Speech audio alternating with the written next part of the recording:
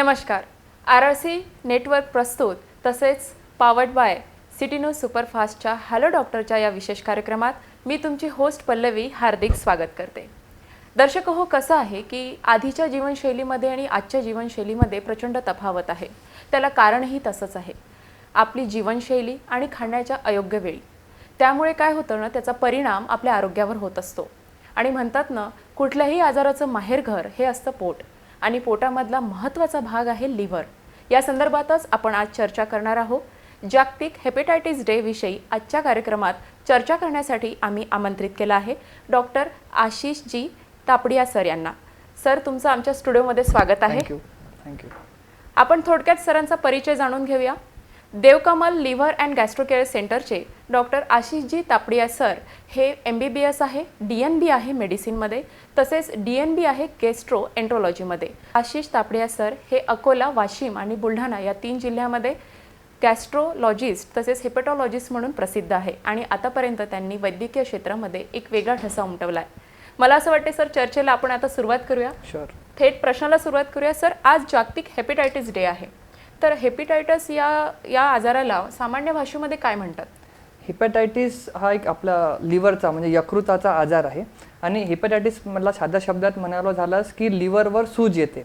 ती दुसऱ्या कारणांमुळे, कुठल्याही कारणामुळे जेव्हा लिव्हरवर सूज येते आणि लिव्हरचं जे कार्य आहे ते मंदावते, कमी होते किंवा बंद पडते, अशा वेळेस आपण त्याला हेपॅटायटिस असं म्हणतो. अगदी बरोबर सर. आणि आता हा जो आजार आहे हा नेमका कुठल्या प्रकारचा आजार आहे हेपेटायटिस? हेपॅटायटिस बी हा लिव्हरचा आजार आहे. आता कुठल्या प्रकारचा म्हटल्यास याच्यामध्ये वेरियस टाईप्स असतात. एक तर व्हायरल हेपॅटायटिस असते, म्हणजे जे जंतूच्या संसर्गाने होते. त्याच्यानंतर काही अल्कोहोलिक हेपॅटायटिस असते, म्हणजे जे दारूच्या अतिसेवनामुळे होत असते. त्याच्यामुळे कधी कधी काही ड्रग्स आपण घेतो, त्या ड्रग्समुळे होते. कधी कधी कार्डियक फंक्शन डिस्टर्ब झाल्यामुळे पण हेपॅटायटिस होते. म्हणजे वेरियस कारणं असतात.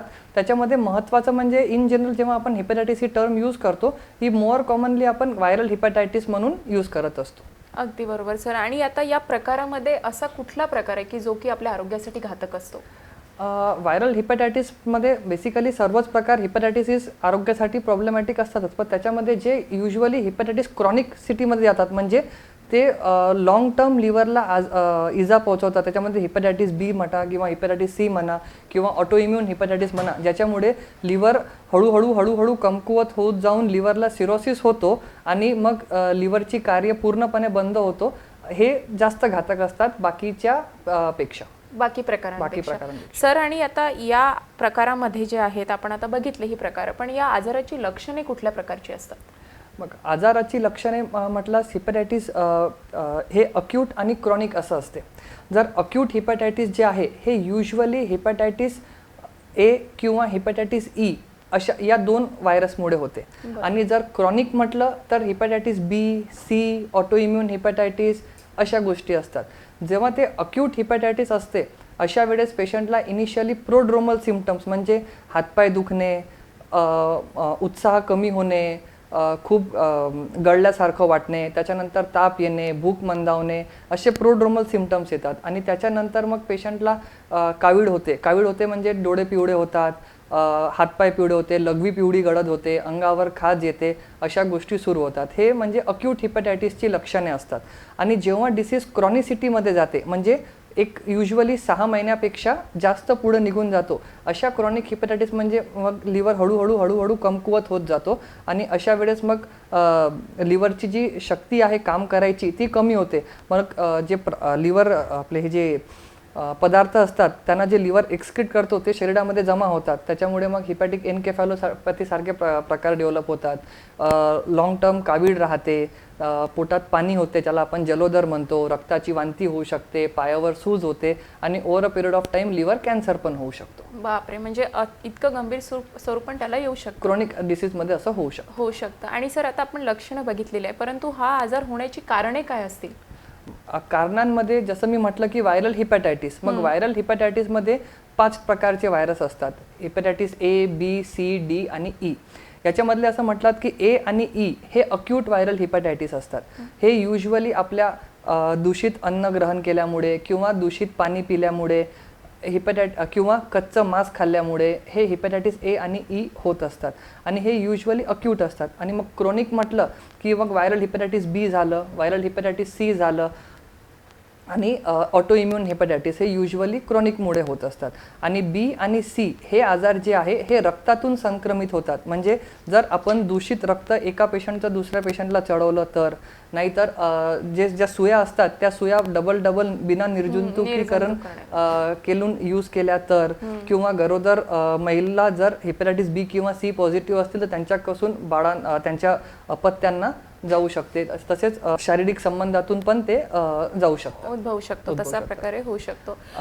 अजून आपण काय म्हणतात त्याला, रेझर्स किंवा टॉवेल, टूथब्रश अशा गोष्टी जर आपण पेशंटच्या वापरल्या तरी त्यांना तो आजार उद्भवू शकतो. हॉस्पिटल्समध्ये निडल्स जर यूज नाही झाल्या बरोबर, IV सलाईन्स जर यूज नाही झाल्या बरोबर आणि एका पेशंटचा दुसऱ्याला लागला गेला जेव्हा पॉझिटिव्ह असेल त्याच्यामुळे पण त्रास तसा उद्भवू शकतो. अगदी बरोबर सर. आणि आता आपल्याला हा आजार झालाय तर याचं निदान कशा प्रकारे केलं जाईल? हां सर, याच्यामध्ये जेव्हा आजार होतो त्यावेळेस आपण सर्वात पहिले पेशंटची हिस्ट्री बघतो. म्हणजे पेशंटला हा आजार आताच झाला आहे की खूप दिवसापासूनचा आहे. त्याच्यानंतर जे मी जसं म्हटलं होतं प्रोड्रोमल सिम्पटम्स आहेत का, मग अक्यूट आहे की क्रॉनिक आहे. आणि अशी हिस्ट्री प्रॉपर घेतल्यावर प्रॉपर एक्झामिनेशनमध्ये हाताला लिव्हर लागतंय का, स्प्लीन लागतंय का, चेहऱ्यावर काही कावीळसारखं दिसतंय का, स्क्रॅच मार्क्स आहेत का हे पाहतो. आणि मग सर्वात पहिले येते रक्ताच्या तपासण्या. मग रक्ताच्या तपासणीमध्ये आपण लिव्हर फंक्शन टेस्ट करत असतो. मग लिव्हर फंक्शन टेस्टमध्ये बिलिरुबिन पाहतो, बिलिरुबिन किती आहे, SGOT SGPT किती आहे. हे म्हणजे ते त्याच्यामुळे आपल्याला कळते की हिपॅटायटिस आहे का आणि किती प्रमाणात आहे. दुसरी गोष्ट, जे लिव्हरचे फंक्शन असते म्हणजे रक्त गोठवणे, त्याला आपण एक INR म्हणून टेस्ट करत असतो. तर INR किती आहे, आणि युजली INR हे लिसिसची सिव्हिअरिटी आपल्याला दाखवत असते की जर INR 1.5 पेक्षा जास्त तर डिसीज मोर सिव्हिअर असं असते. त्याच्यानंतर आता हे झालं ब्लड टेस्टमध्ये. मग आता हे व्हायरल आहे की ऑटो इम्युन आहे. मग व्हायरल मार्कर असतात, जसं हिपॅटायटिस ए साठी हिपॅटायटिस ए IgM, हिपॅटायटिस ई IgM, बी साठी HBsAg, anti-HCV. आणि हे दोन्ही जर पॉझिटिव्ह आले तर मग त्याचा व्हायरल लोड चेक करावा लागतो की शरीरामध्ये व्हायरल लोड किती आहे, आणि त्यानुसार मग ट्रीटमेंट करायची गरज आहे की नाही हे आपण ठरवत असतो. तर हे झालं रक्ताच्या तपासण्या. त्याच्यानंतर लघवीची तपासणी करतो की लघवीमध्ये बिलिरुबिन आहेत का, बाईल सॉल्ट्स आहेत का, बाईल पिगमेंट्स आहेत का. 2. तिसरं मग आपण जाऊ शकतो सोनोग्राफीकडे. मग सोनोग्राफीवरून कळते की लिव्हर मोठं झालेलं आहे, छोटं झालेलं आहे, लिव्हरवर सूज आहे, लिव्हर सिरोसिस झालेला आहे, लिव्हरमध्ये कॅन्सर झालेला आहे का, पाणथडी वाढलेली आहे का, रक्तवाहिन्या फुगलेल्या आहेत का, ते आपण सोनोग्राफीवरून करतो. कधी कधी पेशंटची कंडिशन आणि सोनोग्राफी याच्यामध्ये जसं लिव्हर डॅमेजचे स्टेजेस असतात. सर्वात पहिले नॉर्मल लिव्हर होतो, त्याचं नॉर्मलचा फॅटी लिव्हर होतो, फॅटीचं फायब्रोसिस, मग सिरोसिस.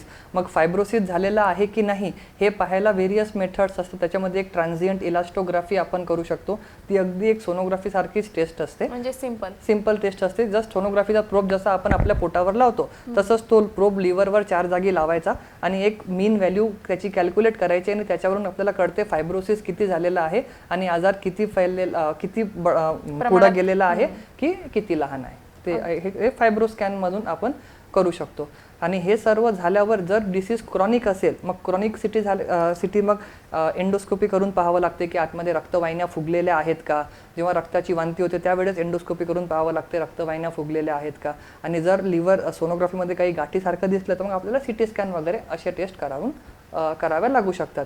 आणि जर हे हिपॅटायटिस व्हायरल नसेल म्हणजे व्हायरस सर्व आपले निगेटिव्ह आले तर मग काही ऑटो इम्युन लिव्हर डिसीज आहे का, म्हणून आपल्याला ऑटो इम्युन मार्कर्स पण करावे लागतात. त्या सर्व पुढच्या गोष्टी झाल्या, पण इन जनरल आपण व्हायरल हिपॅटायटिस स्क्रीन करत असतो. हां, म्हणजे आपण इन जनरल ह्या टेस्ट करायला पाहिजे आणि त्याच्यामार्फत आपल्याला हिपॅटायटिसचा कुठला प्रकार झालाय दर्शको ते कळेल. आपली चर्चा ही अशी सुरू राहणार आहे. तत्पूर्वी घेऊया एक छोटासा ब्रेक.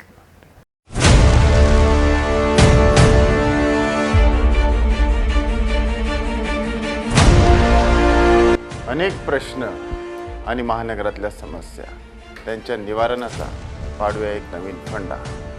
RRC नेटवर्क प्रस्तुत अकोला महानगर agenda 2022 initiated by RRC news and Swapnil रोग.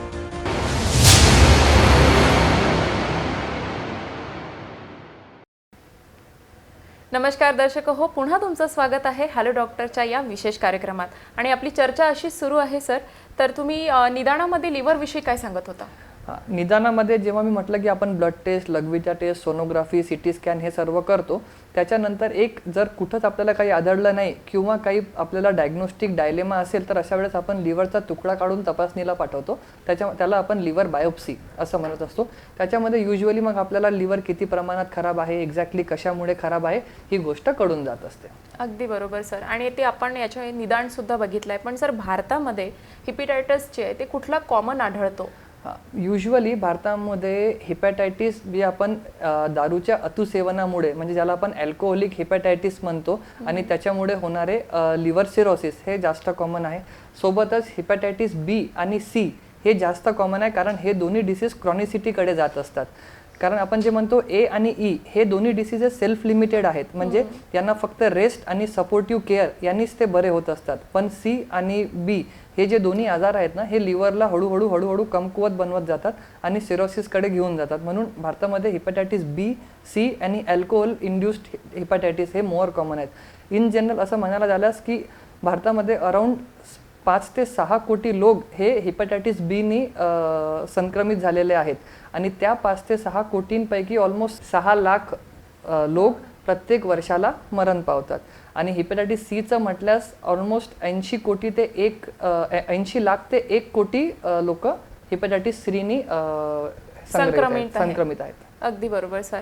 आणि म्हणजे याच्याकडे जर दुर्लक्ष केलं तर इतक्या प्रमाणात तो असा घातक ठरू शकतो. त्याच्यामुळे याच्याकडे थोडं लक्ष देऊन ट्रीटमेंट केलेली कधीही बेटर असते. कारण याच्याकडे आपण म्हटलं की बाबा मला काही त्रास तर नाही, फक्त तो पॉझिटिव्ह आहे आणि आपण काही ट्रीटमेंट नाही घेतली की हा पुढे जाऊन असं रूप घेऊ शकतो, म्हणून त्याला ट्रीटमेंट करणं गरजेचं आहे. कावीळ आणि हेपेटायटिस हे एक सिमिलर आहे का? म्हणजे जॉइंडिस आणि हेपेटायटिस हे सिमिलर म्हटलं जातं का? इन जनरल आपण लोकल लँग्वेजमध्ये दोघांना सेम असं म्हणतो, पण हिपॅटायटिस हा आजार आहे म्हणजे ज्याच्यामुळे लिव्हरवर सूज येते आणि त्याच्यामुळे जी परिस्थिती उद्भवते ते जॉन्डिस आहे. म्हणजे जॉन्डिस, कावीळ हे लक्षण आहे आणि हिपॅटायटिस हा आजार आहे. अगदी बरोबर सर. आणि जर आता आपण बघितलंय की याचं प्रमाण भारतामध्ये एवढं आहे, परंतु हा आजार जर आपल्याला झाला असेल तर याच्यावर उपचार कुठल्या प्रकारचे घेतले जातील?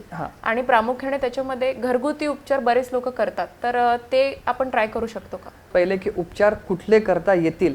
आता आपण पहिले पाहतो हे अक्यूट हिपॅटायटिस आहे की क्रॉनिक हिपॅटायटिस आहे. जर हे अक्यूट हिपॅटायटिस आहे तर it is usually because of hepatitis A and E. आणि ए अँड ई हे दोन्हीही आजार जे आहेत हे सेल्फ लिमिटिंग आहेत. यांना फक्त सपोर्टिव्ह केअरची गरज असते.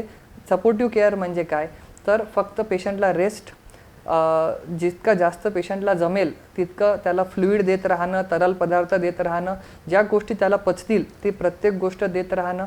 त्याच्यानंतर जेही पेशंटला सिम्पटम्स असतात, फॉर एक्झाम्पल नॉशिया होत आहे, उलटी होत आहे, तर सिम्पटमॅटिक उलटीची ट्रीटमेंट करणं, ॲसिडिटीची ट्रीटमेंट करणं आणि पेशंटला हायड्रेटेड ठेवणं. आणि over a period of time ए आणि ई स्वतःहून निघून जात असते.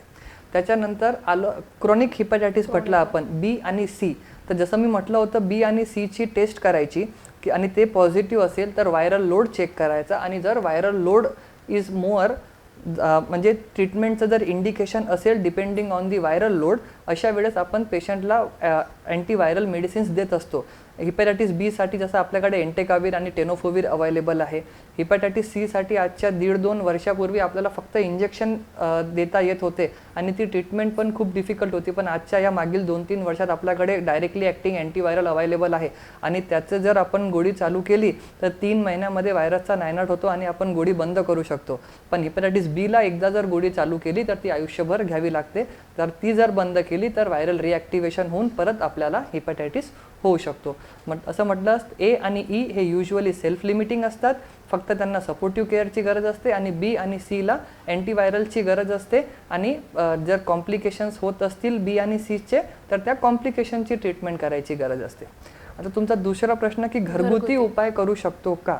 घरगुती उपायामध्ये जर तुम्ही फक्त पेशंटला रेस्ट हे ते म्हणत असाल दॅट इज ओके. पण माझ्या हिशोबानं की बाबा कावीळ झालेली आहे म्हणून हळद बंद करावी असं कुठेही दिलं नाही. कावीळीला माणसाला हळद दिल्यानं कावीळ वाढत नसते. त्याच्यामुळे जे एक आपल्या समाजात गैरसमज आहे की कावीळ झाला बाबा, हेपॅटायटिस झाला, लिव्हरवर सूज आहे, पेशंटला तळलेले पदार्थ देऊ नका, मसालेदार पदार्थ घेऊ नका, काय आपल्या हळद देऊ नका, त्यांनी काही होत नाही. हळदनी कधी कावीळ वाढत नसते. आणि मसालेदार आणि तळलेले पदार्थ जर पेशंट टॉलरेट करू शकत असेल तर पेशंटला काही प्रॉब्लेम नाही, तर तुम्ही देऊ शकता. हां, जर पेशंट त्याला त्याच्यामुळे त्रास होत आहे तर त्याला अवॉइड करा. आणि बाकी जे घरगुती उपाय आहे ते डॉक्टरच्या सल्ल्यानुसारच द्यावे.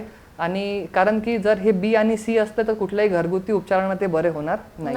आणि ए आणि ई असेल तर ते ॲज सच बरं होणारच आहे, म्हणजे नॅचरली ते निघून नॅचरली बरं होणंच आहे. आणि त्याच्यामुळे होणाऱ्या कॉम्प्लिकेशनची शक्यता <1% आहे. ओके, त्याच्यामुळे त्याला काही प्रॉब्लेम नाही. आणि सर आता लहान मुलांमध्ये प्रामुख्याने कुठले याच्यामधले प्रकार जनरली आढळतात? लहान मुलांमध्ये युजली पहिले 10 म्हणजे आपण त्याला first to second decade of life म्हणतो, हेपॅटायटिस ए आणि ई हे जास्त कॉमन असतात.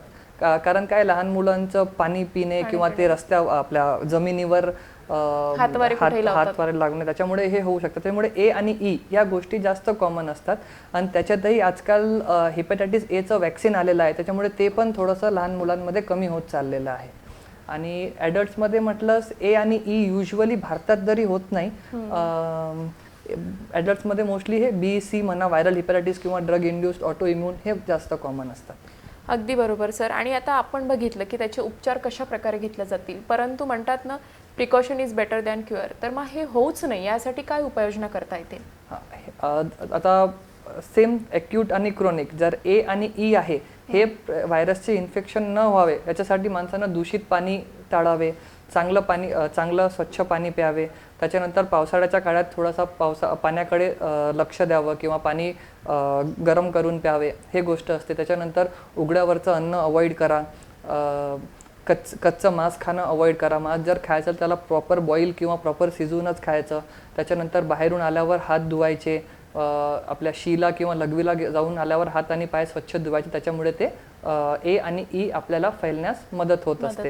हे आहे स्वच्छतेसंबंधीच्या. त्याच्यानंतर आजकाल ए आणि ई या दोन्हीच्या लसी अवेलेबल आहेत. तर usually a vaccine is recommended in childrens. E vaccine इतक्या रॅम्पंटली पूर्ण भारतात अवेलेबल नाही. It is only available in certain situations. म्हणजे फॉर एक्झाम्पल जे लोक लॅबोरेटरीमध्ये काम करतात त्यांच्यासाठीच आहे, कारण ते थोडंसं एक्सपेरिमेंटल आहे. त्याच्यानंतर हे झालं ए आणि ई बद्दल. त्याच्यानंतर बी आणि सी हे जसं रक्तजन्य आजार आहेत, म्हणजे रक्तातून संक्रमित होतात. तर अशा वेळेस आपण जे रक्त देऊन राहिलो किंवा घेऊन राहिलो त्याला प्रॉपर बी आणि सी साठी स्क्रीन करणे, ते युजली प्रत्येक ब्लड बँक करतच असते. आणि त्याच्यामुळे त्याचा धोका आजकाल कमी झालेला आहे. त्याच्यामुळे रक्त स्क्रीन करणे, सुया ज्या आपण वापरतो किंवा IV स्टिक्स ज्या वापरतो त्या गोष्टी प्रॉपर नवीन असल्या पाहिजे, फ्रेश असल्या पाहिजे, निर्जंतुक असल्या पाहिजे. त्याच्यानंतर पेशंट म्हणा किंवा लोकांनी एकमेकांचे रेझर, एकमेकांचे टॉवेल, एकमेकांचे टूथब्रश अशा गोष्टी न वापरणे. त्याच्यानंतर जर गरोदर महिला हेपॅटायटिस बी पॉझिटिव्ह असेल तर लहान मुलाला त्याच्यापासून वाचवण्यासाठी पहिले आईला आपण अँटीव्हायरल देत असतो जर व्हायरल लोड 2 लाखाच्या वर असेल तर. आणि जेव्हा बाळाची डिलिव्हरी होते त्यावेळेस एका हातावर बाळाच्या वॅक्सिन देतो आणि दुसऱ्या हातावर इम्युनोग्लोब्युलिन देतो, त्याच्यामुळे तो बाळाला होत नाही, बाळ संक्रमित होत नाही. त्याच्यानंतर असुरक्षित लैंगिक संबंध टाळावे. आणि सर आता या हेपॅटायटिस मधला असा कुठला प्रकार आहे की जो आपल्या शरीरामध्ये जास्त काळ टिकू शकतो? जसं मी पहिलेच म्हटलं की बी आणि सी हे 2 प्रकार खूप जास्त घातक आहेत.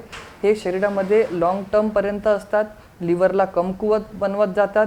त्याच्यामुळे लिव्हर फायब्रोसिस खरबडलेला होतो, सिरोसिस होतं, लिव्हरवर नोड्यूल डेव्हलप होते आणि over a period of time cancer develop होते.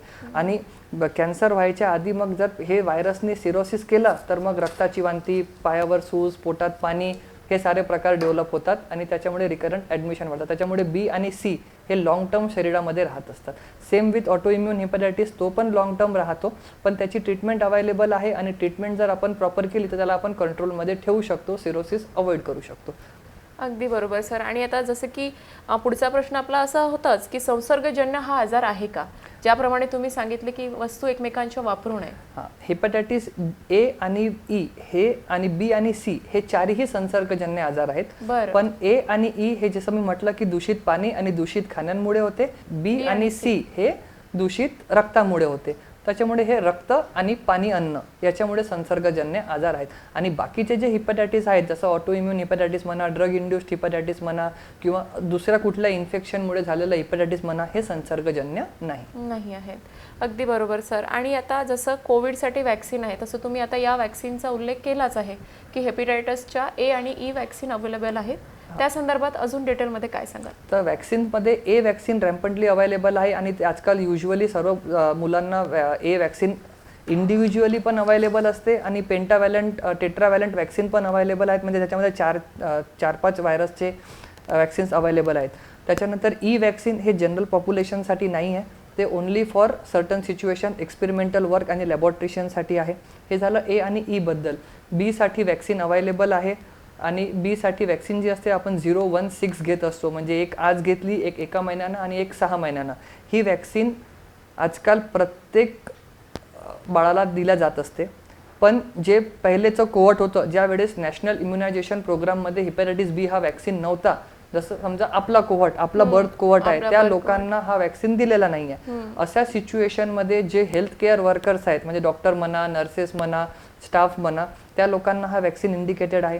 किंवा ज्या लोकांच्या घरी हेपॅटायटिस बी पॉझिटिव्ह लोक आहेत, त्या लोकांना, त्यांच्या घरच्या लोकांना, बेसिकली त्यांच्या वाईफना आणि अपत्यांना हेपॅटायटिस बीची वॅक्सिन देणं गरजेचं आहे.